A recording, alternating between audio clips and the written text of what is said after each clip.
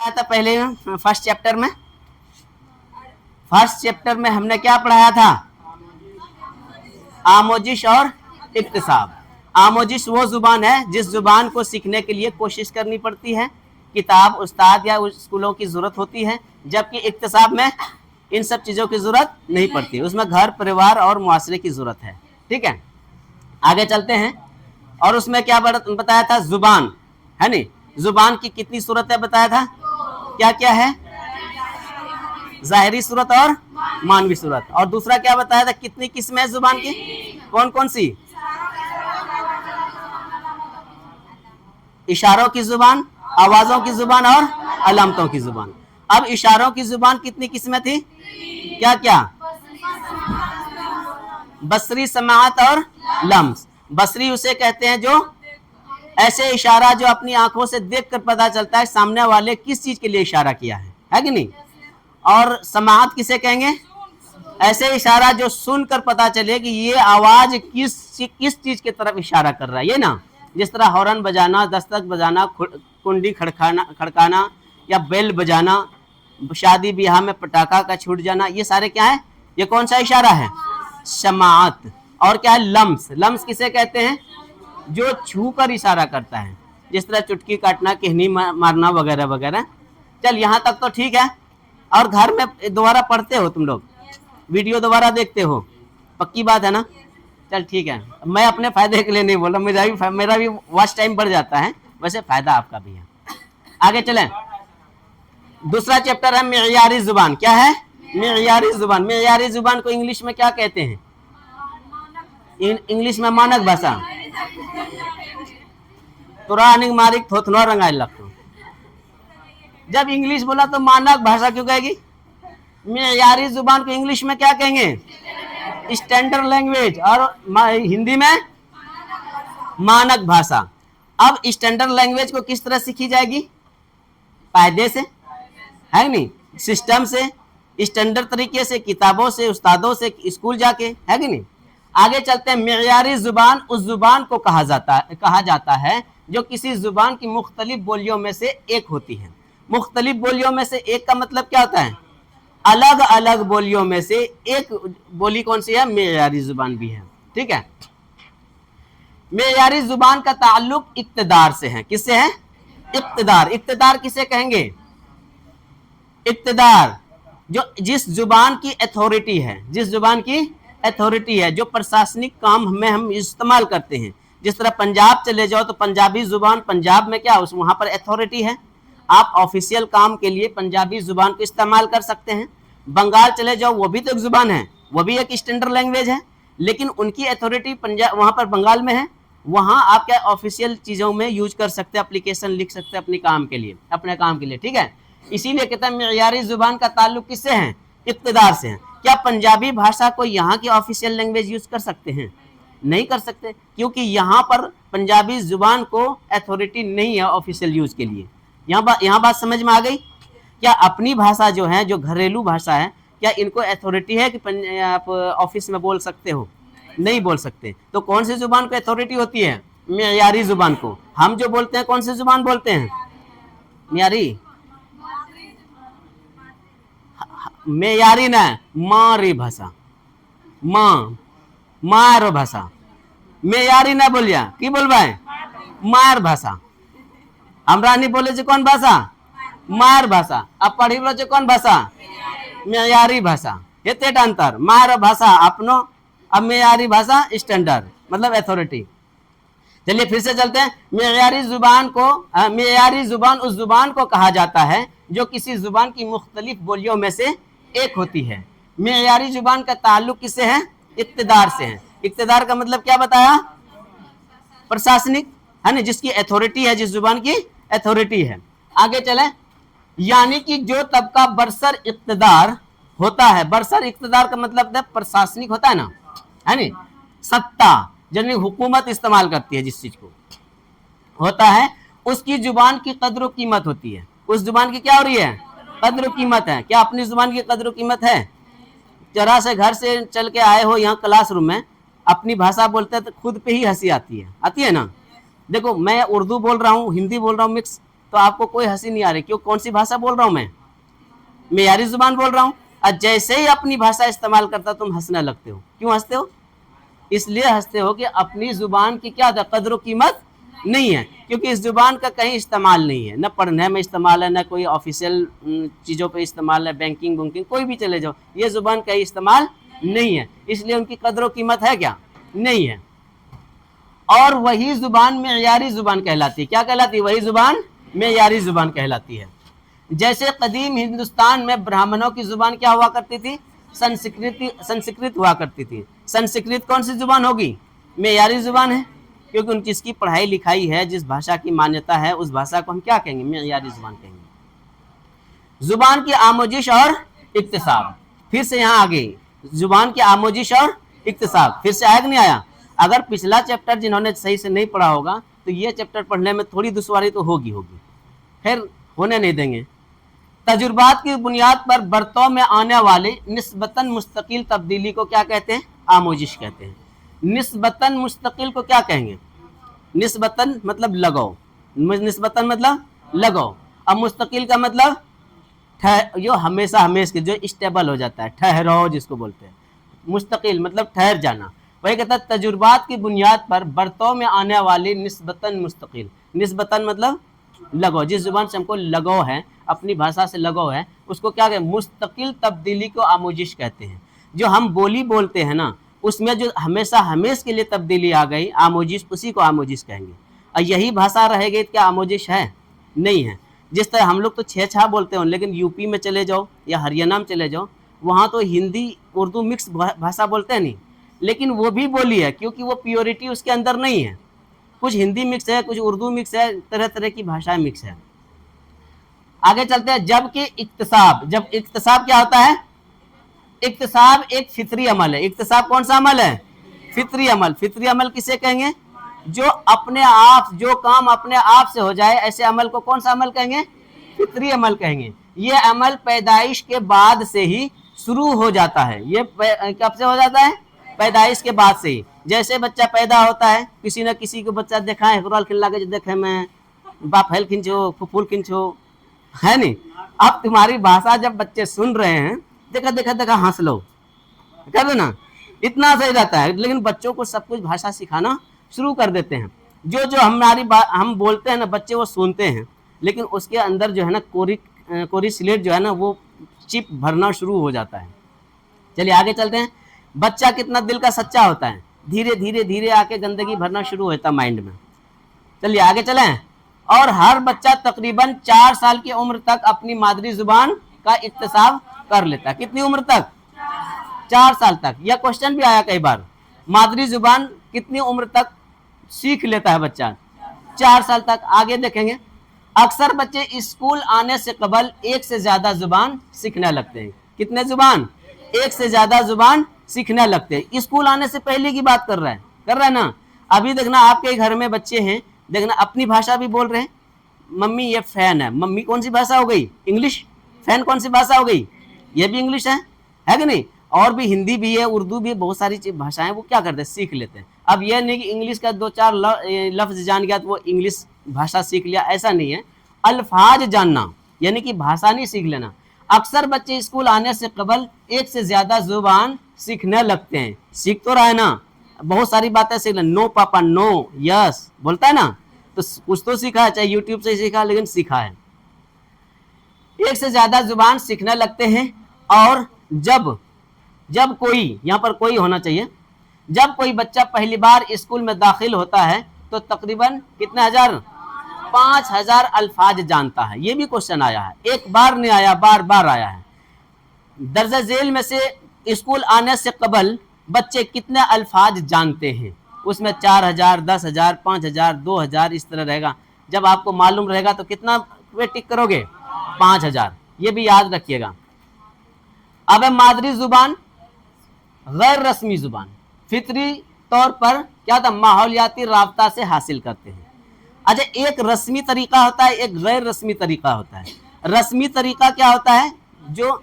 जो तौर तरीके से जो जुबान सीखी जाती है, अलिफ से स्टार्ट करेंगे या तक, फिर अलिफ ज़बर आफ पढ़ेंगे, फिर दो हरूफ को जोड़कर पढ़ना सिखाएंगे, उसके बाद फिर उसको क्या जुमला बनाना सिखाएंगे। ये कौन सा तरीका हो गया, ये रस्मी तरीका है। उसके अंदर कवायद भी बच्चों को पढ़ाएंगे। ये कौन से तरीके में कवायद पढ़ाएंगे, रस्मी तौर पर पढ़ाएंगे। वही कहता है मादरी जुबान गैर रस्मी, मादरी जुबान कौन सा तरीका है, गैर रस्मी और फितरी तौर पर। फितरी का मतलब जो अपने आप नहीं कहता है, ये छोड़िए यार फितरते यार छू, मतलब कि हुरो गलती ना है, ये है फितरत, मतलब आदत ही ऐसा है, मतलब जानबूझ के नहीं कर रही है वो।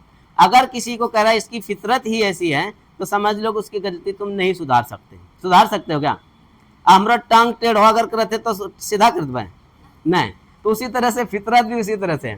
मादरी जुबान गैर रस्मी तौर पर, गैर रस्मी और फितरी तौर पर माहौलियाती राबता से हासिल करता है। माहौलियाती का मतलब जो माहौल से, राबता का मतलब तेज, राबता, राबता का मतलब आपस का मेल जोल, आपस का मेल जोल। कहां से राबता कायम किया, माहौल से। अब जिस माहौल में जो जुबान बोली जाती है वही जुबान बच्चा क्या करेगा, सीख जाएगा। इसी के लिए कहता है मादरी जुबान मतलब मातृभाषा, हाँ, गैर रस्मी और फितरी तौर पर माहौलियाती राब्ते से हासिल किया जाता है। माहौलियाती राब्ता का क्या मतलब बताया, यानी कि माहौल से, मेल जोल से, मिलने जुलने से, बोलने चालने से वो कौन सी जुबान सीख जाता है, वो मादरी जुबान। जबकि दिगर जुबानों के, दिगर का मतलब, दिगर का मतलब कोई और, अदर लैंग्वेज, दिगर मतलब अदर, दिगर का मतलब अदर, याद रखिएगा दिगर का मतलब अदर। एक जैसा सुनने में नहीं लग रहा है, दिगर अदर, दिगर अदर। जबकि दिगर जुबानों को बाकायदगी के साथ, बाकायदगी का क्या मतलब होता है, कायदे के साथ, तरीके के साथ, है ना, रूल और रेगुलेशन के साथ, बाकायदगी के साथ रस्मी तौर पर सीखा जाता है। रस्मी तौर का क्या मतलब समझा, जिसका तौर तरीका होता है। मैंने कल भी बताया था शादी कितनी तरह की होती है, कौन कौन सी, कौन सा मैरिज, लव मैरिज और अरेंज मैरिज। तो यहाँ पर जुबान भी हम कितना तरीके से सीखते हैं, दो तरीके से। कौन कौन सा, रस्मी तौर पर और गैर रस्मी तौर पर। अरेंज मैरिज जो हुआ वो कौन सा मैरिज हुआ, रस्मी तौर पर वो शादी हुआ, रस्म रिवाज निभा के, डाला साजना है, एक तक खोड़ साड़ी, विदायत विदायत सब कुछ होगा उसमें, है कि नहीं। पहले देख सुन होगा, चुड़खै होगा, फिर शादी होगी, नहीं शादी नहीं, पहले बारात आएगी, पटाखे छूटेंगे, गीत गाई जाएगी, ये सब रस्मों में है ना। उसी तरह जुबान भी तो सीखते हैं, अलीफ होगा, अलिफ जबर आ होगा, बा जबर बा, अलिफ पे सो, बे पे बो, फिर कायदा होगा, सब कुछ होगा, उसके बाद जुबान सीखते हैं। तो वो रस्मी तौर पर भी जुबान है। अब गैर रस्मी क्या हुआ, भागिक ब्याह के खरो जरूरत ना, आप नहेज ब्याह कर ले, चाहे कोटम कर ले या आप नहेज कर ले, मौलवी से पैसा देंगे, करवा ना करवाते। हाँ चलिए ठीक है। देखो जुबान सीखना किसके लिए, जिंदगी के लिए जरूरत है, तो शादी करना भी जिंदगी की जरूरत है। वहां भी दो तरह से हम जुबान सीखते हैं, शादी भी दो तरह से हम करते हैं, ये याद रखिएगा। ये सब बातें हम क्यों कहते हैं, ऐसा नहीं हंसाना है। तो जैसे ये चीज़ समझ में ना आएगा, अच्छा रस्मी तौर पर शरण कर ले, रसम, रसम रिवाज के नीचे भाई जे माय बपन ब्याह कराए जे, और गैर रस्मी कौन बोले भाई, जे अपने आप का करी लड़के। तो जुबान सीखना, जे अपने आप जुबान सीख करके, तो कौन सा तरीका होले भाई, गैर रस्मी। आज ये पढ़ी लिखी जुबान सीख करके कौन सा तरीका, रस्मी तरीका। अब ने भूलिया। चलिए, दुनिया का हर आम बच्चा अमूमन क्या कहता है, दुनिया का हर बच्चा अमूमन, अमूमन का मतलब है, अमूमन का मतलब ये तो रोज इस्तेमाल करते हो, लगभग, है नहीं, लगभग ही मान लो दुनिया का हर बच्चा अमूमन 4 साल की उम्र तक अपने आसपास बोले जाने वाली जुबानें सीख लेता है। क्या सच बात है ना, 4 साल में बिल्कुल बच्चा खूब जुबान सीख लेता है। मेरे बच्चे भी सीख लिया था, अब तो 5 साल के, सितंबर 25 सितंबर को 5 साल के हो जाएंगे। आगे चलते हैं। इस पर माहिर नफ्सियात के अलग अलग नजरियात। माहिर नफ्सियात का मतलब क्या होता है, माहिर लिसानियात और माहिर नफ्सियात, दो बातें हमने कही थी। इन दो बातों में सब बच्चा कंफ्यूज रहता है। आप बताएगी बीच में, माहिर नफ्सियात किसे कहते हैं, नहीं तुम बता, है मनोविज्ञान है ना, मनोवैज्ञानिक। और माहिर लिसानियात भाषा विज्ञान, माहिर लिसानियात का मतलब भाषा विज्ञान। ये दो चीजों में माइनर डिफरेंस रहता है, वहां क्वेश्चन में अक्सर बच्चे गलती कर देते हैं, ये गलती नहीं कीजिएगा। आपके डिस्क्वालिफिकेशन के लिए 1 नंबर काफी है, कम होना। चलिए सबसे पहले किसके बारे में पढ़ेंगे भाई? पावलोव स्किनर से, पावलोव स्किनर के बारे में पढ़ेंगे। स्किनर कब पैदा हुआ? 1902 में, 1902 में ये पैदा हुआ था ना, छठी चिल्लम के लौल की। चलिए चलिए 1902 में पैदा हुआ और वफात कब पाए? 1990 में। क्या कह रही? 1990 में वफात पा गए। एक अमेरिकी माहिर नफ्सियात थे, कहाँ का था?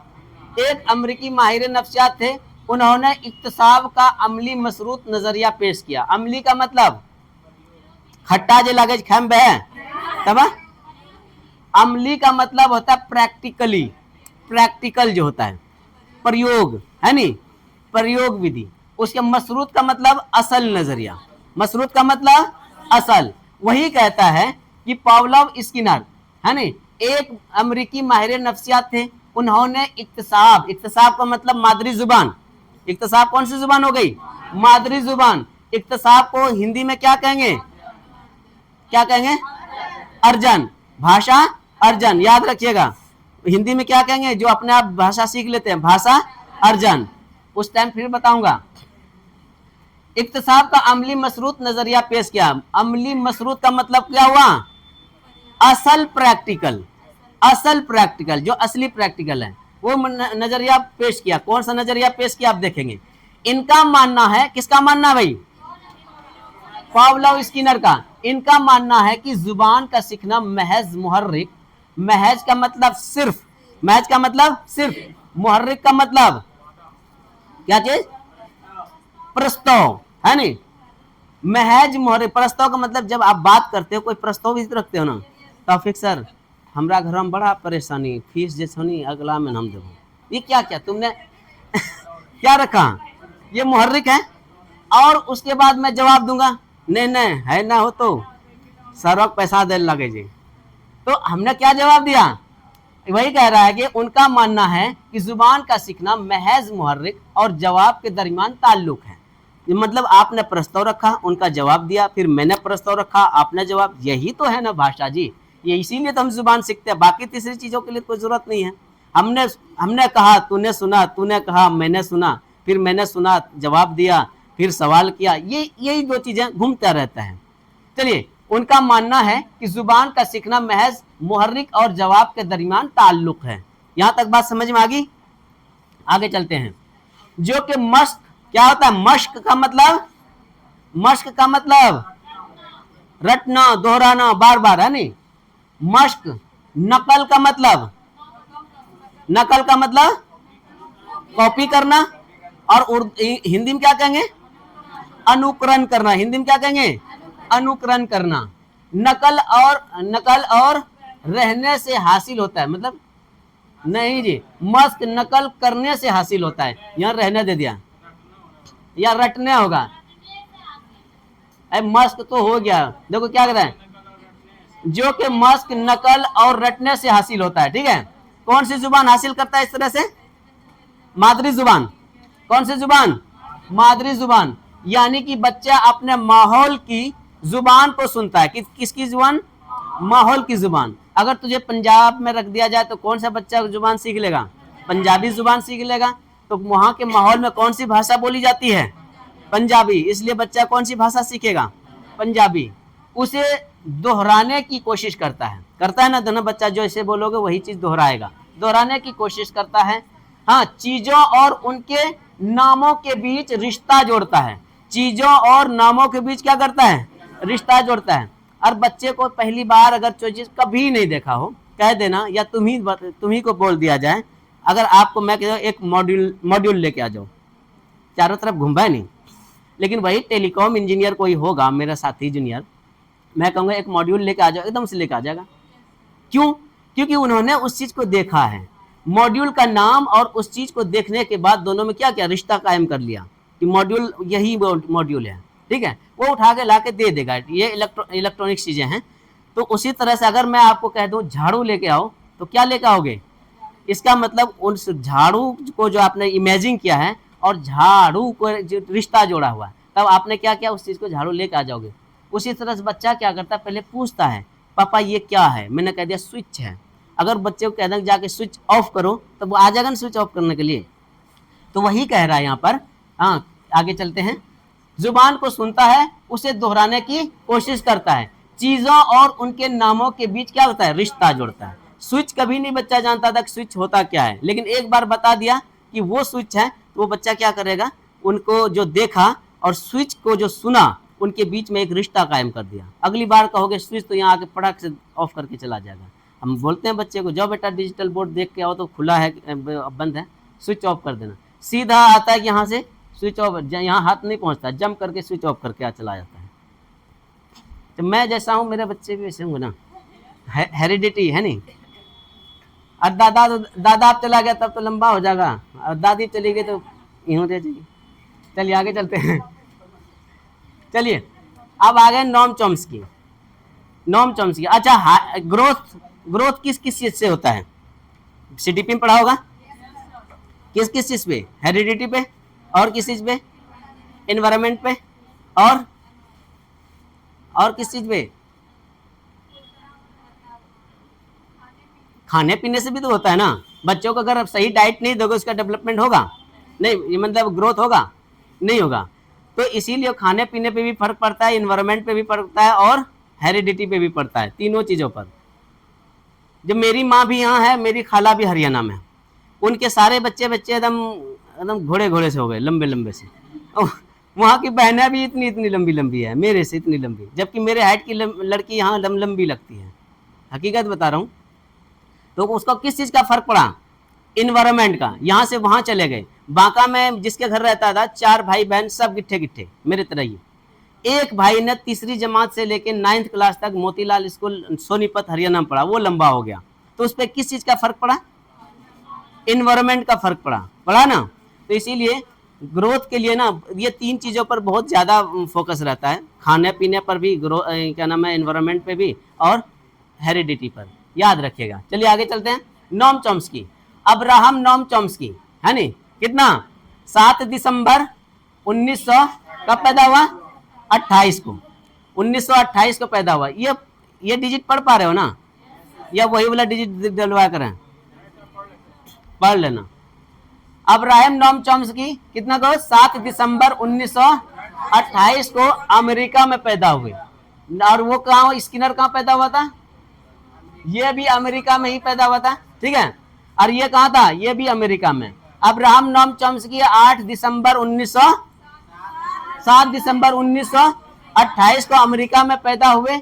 मगरिबी दुनिया में, कौन सी दुनिया में, मगरिब का मतलब पश्चिम, मगरिब का मतलब पश्चिम, मगरिबी दुनिया में यानी कि पश्चिमी दुनिया में वो मौजूदा जमाने के माहिर लिसानियात, मौजूदा जमाने क्या था, माहिर लिसानियात का मतलब क्या बताया था, भाषा विज्ञान। हाँ, भाषा विज्ञान के फलसफी, फिलोसफी का मतलब जानते हो क्या होता है, हिस्टोरियन जानते हैं, हिस्टोरियन कहानी लिखने वाले है नी, फिलोसफी देने वाले, नई नई कहानी बताने, नई नई खोज करने वाले, उसी को क्या कहेंगे, फिलोसफी कहते हैं। हाँ, क्या था, मुअर्रिख और सियासी मुसन्निफ की हैसियत से काफी मकबूल थे। काफी मकबूल का मतलब फेमस थे, है नी। अब यह 92 साला, कितना साला, यानी घरों कन्यानी 92 भाजले, तब यानी कि 92 साल का था। यहाँ क्या था, 92 साला, साला नहीं है, साला, 92 साला नोम चॉम्स्की मीना जॉनसन इंस्टीट्यूट ऑफ टेक्नोलॉजी के क्या थे, शोबे लिसानियात के सुबुकदुक प्रोफेसर थे। सुबुकदुक का मतलब रिटायर प्रोफेसर थे। कौन सा प्रोफेसर, रिटायर प्रोफेसर थे। इस इदारे में, इदारा का मतलब संस्था, इदारे का मतलब संस्था, इस इदारे से तकरीबन 50 सालों तक, कितने सालों तक, 50 सालों तक वाबस्ता रहते हुए अपनी खिदमत अंजाम दे चुके थे। कितने साल तक, 50 साल तक। यहाँ से ही, आप यहाँ से तक ही रहेगा, बाकी हम आगे की क्वेश्चन आंसर और जो थोड़ा सा टॉपिक है वो पढ़ा देंगे।